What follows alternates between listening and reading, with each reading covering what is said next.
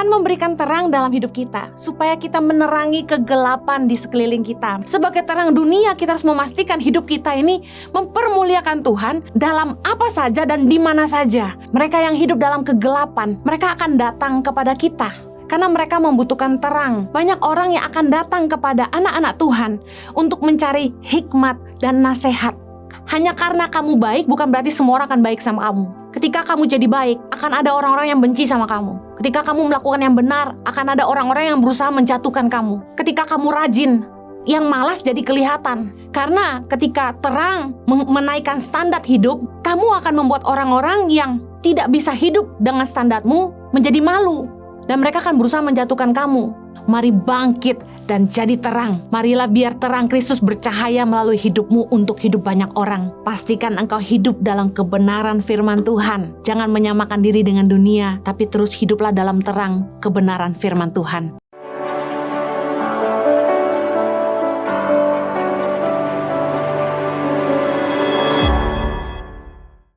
Hari ini saya akan menyampaikan firman Tuhan dengan judul Rise and Shine. Bangkit dan jadi terang. Pengikut Yesus itu mempunyai terang hidup, kata firman Tuhan. Dalam Yohanes 8 ayat 12 dikatakan gini, maka Yesus berkata pula kepada orang banyak, katanya, "Akulah terang dunia. Barang siapa mengikut aku, ia tidak akan berjalan dalam kegelapan, melainkan ia akan mempunyai terang hidup." Bedanya kita sama orang-orang yang tidak mengenal Yesus adalah begini, kita punya terang dalam hidup kita. Terang yang menuntun kita. Terang yang membuat kita mengerti arti kehidupan, bagaimana menjalani hidup kita. Setiap pengikut Kristus dikatakan orang-orang yang percaya kepada Yesus itu memiliki terang di dalam dirinya karena Yesus adalah terang dunia. Tuhan memberikan terang dalam hidup kita supaya kita menerangi kegelapan di sekeliling kita, menerangi kegelapan di dunia di sekeliling kita. Yesaya 60 ayat 1 berkata gini, "Bangkitlah, menjadi teranglah, sebab terangmu datang dan kemuliaan Tuhan terbit atasmu. Sebab sesungguhnya kegelapan menutupi bumi dan kekelaman menutupi bangsa-bangsa. Tetapi terang Tuhan terbit atasmu dan kemuliaannya menjadi nyata atasmu. Bangsa-bangsa berduyun-duyun datang kepada terangmu dan raja-raja kepada cahaya yang terbit bagimu." Tahukah Anda bahwa sebagai orang percaya, kita harus bangkit dan jadi terang? Karena orang-orang di sekeliling kita, mereka yang hidup dalam kegelapan, mereka akan datang kepada kita. Karena mereka membutuhkan terang. Banyak orang yang akan datang kepada anak-anak Tuhan untuk mencari hikmat dan nasihat. Pernahkah Anda mengalami di tempat kerja, mungkin Anda dikenal sebagai anak Tuhan, orang percaya yang sungguh-sungguh ikut Tuhan. Dan ketika teman-temanmu punya pergumulan dalam rumah tangga mereka, dalam hubungan, dalam pekerjaan, dalam kehidupan dengan orang tua dan lain sebagainya, mungkin mereka bukan beragama Kristen, tapi mereka mau datang kepada Anda untuk minta nasihat dan hikmat. Saya mendengar beberapa kesaksian bagaimana anak-anak Tuhan di dunia kerja malah sering konselingin teman-temannya, ya, dimintai nasihat. Sama dengan kami gitu. Banyak sekali orang-orang itu yang chat ke DM, WA, kirim email, dan lain sebagainya, komen di IG, komen di YouTube. Mereka cuma punya satu hal yang sama, one thing in common. Mereka semua minta nasihat. Mereka semua minta bimbingan, apa yang mereka lakukan dalam hidup mereka. Kadang-kadang saya bingung, saya bukan pengusaha, tapi pengusaha datang kepada saya untuk minta nasihat. Saya bukan pejabat, tapi pejabat minta nasihat kepada saya juga. Saya ngerti ketika saya baca ayat ini, Yesaya 60 ayat 3, bangsa-bangsa berduyun-duyun datang kepada terangmu dan raja-raja kepada cahaya yang terbit bagimu. Orang-orang yang tidak memiliki terang di dalam hidup mereka, mereka akan datang kepada kita karena mereka tahu kita punya terang itu. Mereka mencari nasihat dan hikmat dari kita.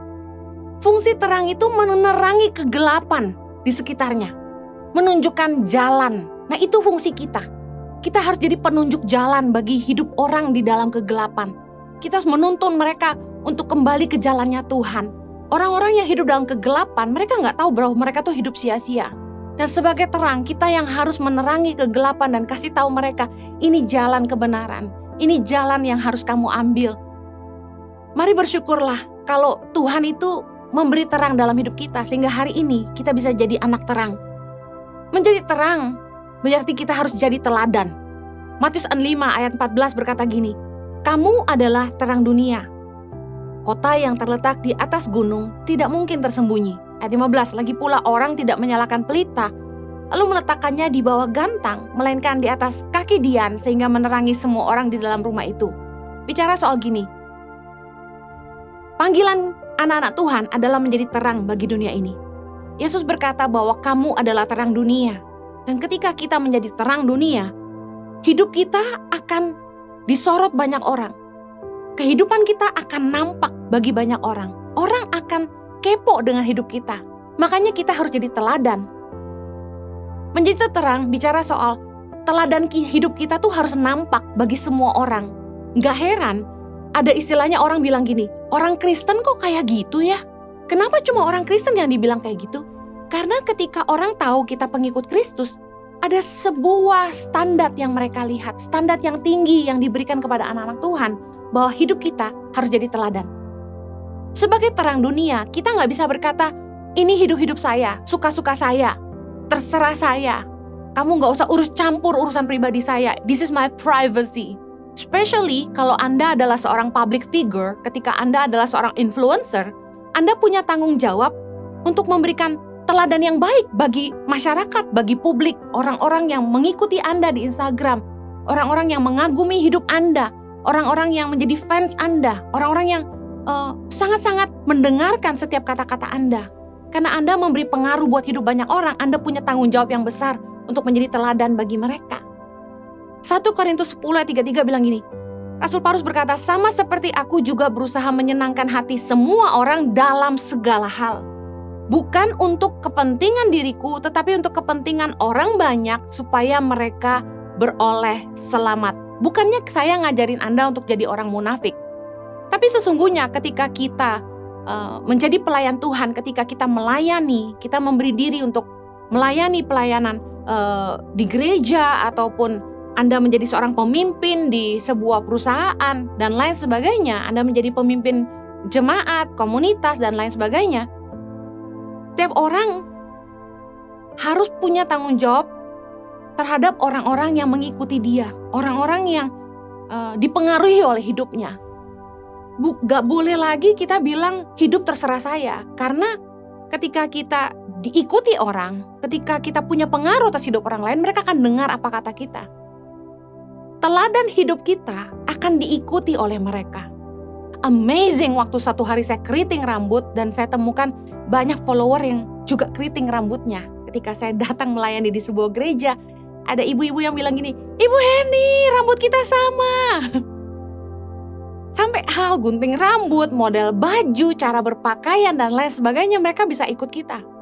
Makanya kata Rasul Paulus, kita harus berusaha menyenangkan hati setiap orang, semua orang dalam segala hal, bukan karena kita munafik, tapi karena kesadaran kita punya tanggung jawab atas hidup orang banyak. Kita bertanggung jawab ketika mereka lihat hidup kita harus jadi teladan bagi mereka. Dan kita gak boleh sembarangan dengan hidup kita, karena kita harus memastikan mereka beroleh selamat. Jangan sampai hidup kita jadi batu sandungan, tapi hidup kita jadi teladan. Filipi 2 ayat 15 berkata gini, supaya kamu tiada beraib dan tiada bernoda, sebagai anak-anak Allah yang tidak bercela di tengah-tengah angkatan yang bengkok hatinya dan yang sesat ini, sehingga kamu bercahaya di antara mereka seperti bintang-bintang di dunia, sambil berpegang pada firman kehidupan, agar aku dapat bermegah pada hari Kristus bahwa aku tidak percuma berlomba dan tidak percuma bersusah-susah. Sebagai terang dunia, kita harus menjaga hidup kita sungguh-sungguh di dalam firman. Kita harus menjadi terang di tengah kegelapan. Dunia itu memakai cara-cara yang berlawanan dengan apa yang diajarkan oleh kebenaran firman Tuhan. Contohnya, apa yang haram menjadi halal, apa yang dosa dibilang budaya. Hal-hal yang dunia anut bertolak belakang dengan ajaran Tuhan. Dan bagaimana hidup kita harus jadi teladan adalah gini, dengan kita menghidupi firman Tuhan. Sehingga kita meletakkan sebuah standar kebenaran firman Tuhan yang dipertontonkan kepada dunia. Bukannya kita malah menjadi sama dengan dunia ini. Ketika terang hadir, dia harusnya membuat kegelapan menjadi sirna, bukannya dia berubah jadi gelap dan menyatu dengan mereka. Fungsi terang dalam menerangi kegelapan. Dunia akan menuntut kita jadi teladan. Hidup kita harus jadi kesaksian yang memuliakan nama Tuhan. Jangan sampai malu-maluin nama Tuhan. Memalukan ketika kita ngaku kita orang Kristen, tapi hidup kita tidak jadi teladan. Kita tidak lebih baik dari orang lain. Bahwa ketika orang mencuri, kita ikut mencuri. Ketika orang menipu, kita ikut menipu. Ketika orang selingkuh, kita ikut selingkuh. Ketika orang berhutang, kita ikut berhutang. Ketika orang malas, kita ikut malas. Harusnya sebagai terang, kita menjadi standar yang tinggi. Kita menjadi teladan, kita jadi contoh. Bukannya merasa diri lebih benar dari orang lain, tapi menjadi terang. Kita punya tanggung jawab untuk menyatakan kemuliaan Tuhan dalam apa saja yang kita kerjakan. 2 Korintus 2 ayat 14 berkata gini, tetapi syukur bagi Allah yang dalam Kristus selalu membawa kami di jalan kemenangannya. Dengan perantaraan kami, Ia menyebarkan keharuman pengenalan akan Dia di mana-mana.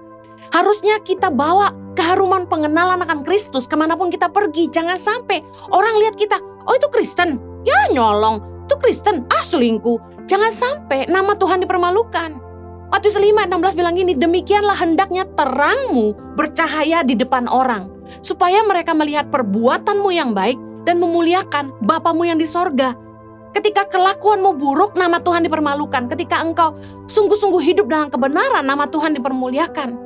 Sebagai terang dunia, kita harus memastikan hidup kita ini mempermuliakan Tuhan dalam apa saja dan di mana saja. Di rumah tangga, jadi teladan bagi pasangan kita. Jangan jadi munafik cuma baik di luar aja. Di keluarga, kita harus jadi teladan. Jangan cuma pinterin khotbahin orang tapi gak ngurus keluarga sendiri. Di dunia kerja, pastikan anak Tuhan tuh gak boleh malas. Anak Tuhan itu harus melebihi target. Anak Tuhan tuh harus cakap, harus kreatif. Jangan cuma makan gaji buta. Di dunia usaha, pastikan kita gak nipu orang kayak orang-orang lain. Kebanyakan usaha itu hanya cari keuntungan diri sendiri, gak mikirin kepentingan orang. Harusnya sebagai anak Tuhan, kita hidup dalam nilai-nilai kebenaran. Kita gak cari kepentingan diri sendiri, memastikan usaha yang kita bangun juga menolong hidup orang banyak. Di komunitas, pastikan kita gak merugikan, gak jadi benalu, tapi kita bawa keuntungan. Menambah nilai, bukan mengurangi nilai. Di masyarakat, kita jadi warga yang patuh, bukannya melanggar aturan masyarakat. Bukan jadi sampah masyarakat, tapi jadi berkat bagi masyarakat. Di kota, di bangsa, harusnya kita mempermuliakan Tuhan. Jangan cuma gereja bangun di mana-mana, tapi tidak jadi jawaban bagi kebutuhan kota dan bangsa. Dengar baik, sebagai terang, kita nggak akan disukai sama orang-orang yang lebih memilih kegelapan. Orang-orang yang suka berada di kegelapan. Yohanes 3 ayat 19 bilang gini, dan inilah hukuman itu, terang telah datang ke dalam dunia, tetapi manusia lebih menyukai kegelapan daripada terang, sebab perbuatan-perbuatan mereka jahat. Being good, you will have haters. Hanya karena kamu baik, bukan berarti semua orang akan baik sama kamu. Ketika kamu jadi baik, akan ada orang-orang yang benci sama kamu. Ketika kamu melakukan yang benar, akan ada orang-orang yang berusaha menjatuhkan kamu. Ketika kamu rajin, yang malas jadi kelihatan. Karena ketika terang menaikkan standar hidup, kamu akan membuat orang-orang yang tidak bisa hidup dengan standarmu menjadi malu. Dan mereka akan berusaha menjatuhkan kamu. Saya bercanda dengan salah satu staf yang bekerja kepada kami. Saya bilang gini, kamu jangan rajin-rajin banget. Gara-gara kamu yang lain jadi malu dong. Kelihatan gak rajinnya, kelihatan malesnya. Well, ketika terang datang, pasti orang-orang yang lebih suka kegelapan tidak akan menyukainya. Itu wajar. Makanya gak heran di dunia kerja kamu dikucilkan. Karena kamu berbeda. Kamu gak mau ikut nipu, kamu gak mau ikut korupsi. Kamu gak mau aji mumpung. Kamu gak mau menyalahgunakan kepercayaan atasanmu. Kamu gak mau sampai menyalahgunakan kepercayaan publik sama kamu. Kamu tanggung jawab. Tentu akan ada yang against kamu karena mereka gak bisa seperti kamu. Tapi tenang, kamu harus tetap jadi teladan. Kamu harus jadi standard. Jangan pernah nurunin standar kamu supaya kamu bisa diterima sama orang. Live your standard. Standar kita kebenaran firman Tuhan. Efesus 5 ayat 13. Tetapi segala sesuatu yang sudah ditelanjangi oleh terang itu menjadi nampak. Sebab semua yang nampak adalah terang. Ketika terang hadir, segala sesuatu menjadi ditelanjangi. Semuanya jadi nampak. Ketika ada orang yang benar, yang tidak benar jadi kelihatan. Ketika ada orang yang berintegritas, yang korupsi jadi kelihatan. Saya ingin akhiri dengan baca ayat ini saja, renungkan baik-baik dan hidupilah. Ini pesan bagi Anda di hari Natal, mari bangkit dan jadi terang. Kita akhiri dengan Efesus 5 ayat 8. Memang dahulu kamu adalah kegelapan, tetapi sekarang kamu adalah terang di dalam Tuhan. Sebab itu, hiduplah sebagai anak-anak terang. Karena terang hanya berbuahkan kebaikan, keadilan, dan kebenaran. Dan ujilah apa yang berkenan kepada Tuhan. Janganlah turut mengambil bagian dalam perbuatan-perbuatan kegelapan yang tidak berbuahkan apa-apa, yang sia-sia. Tetapi sebaliknya, telanjangilah perbuatan-perbuatan itu. Sebab menyebutkan saja pun apa yang telah dibuat oleh mereka di tempat-tempat yang tersembunyi telah memalukan. Kita baca ayat selanjutnya, Efesus 5 ayat 14. Itulah sebabnya dikatakan, bangunlah hai kamu yang tidur, dan bangkitlah dari antara orang mati, dan Kristus akan bercahaya atas kamu. Ayat 15. Karena itu perhatikanlah dengan seksama bagaimana kamu hidup. Janganlah seperti orang bebal, tetapi seperti orang arif. Dan pergunakanlah waktu yang ada, karena hari-hari ini adalah jahat. Sebab itu, janganlah kamu bodoh, tetapi usahakanlah supaya kamu mengerti kehendak Tuhan. 3 ayat terakhir, ayat 18. Dan janganlah kamu mabuk oleh anggur, karena anggur menimbulkan hawa nafsu. Tapi hendaklah kamu penuh dengan roh, dan berkata-katalah seorang kepada yang lain dalam mazmur, kidung puji-pujian dan nyanyian rohani. Bernyanyi dan bersoraklah bagi Tuhan dengan segenap hati. Ayat 20. Ucaplah syukur senantiasa atas segala sesuatu dalam nama Tuhan kita Yesus Kristus kepada Allah dan Bapa kita. Dan rendahkanlah dirimu seorang kepada yang lain di dalam takut akan Kristus. Saya berdoa agar hidup setiap kita sungguh-sungguh diubahkan Tuhan. Mari bangkit dan jadi terang. Marilah biar terang Kristus bercahaya melalui hidupmu untuk hidup banyak orang. Akan banyak orang berduyun-duyun datang kepadamu untuk nasihat dan hikmat. Pastikan engkau hidup dalam kebenaran firman Tuhan. Jangan menyamakan diri dengan dunia, tapi terus hiduplah dalam terang kebenaran firman Tuhan. Jadilah berkat, mari kita berdoa. Bapa di sorga, terima kasih untuk kebenaran firman-Mu. Biarlah setiap kami boleh terus jadi terang bagi dunia ini. Mewarnai dunia ini Tuhan. Dengan kebenaran firman-Mu, kami boleh meletakkan standar kebenaran bagi dunia. Hidup kami boleh berdampak buat hidup banyak orang. Jadi teladan, jadi kesaksian yang mempermuliakan Tuhan. Pakai anak-anak-Mu dimanapun mereka berada dalam dunia, kerja, dalam keluarga, di masyarakat. Hidup mereka jadi kesaksian bagi nama Tuhan. Demi nama Yesus kami berdoa. Amen. Merry Christmas. God bless you.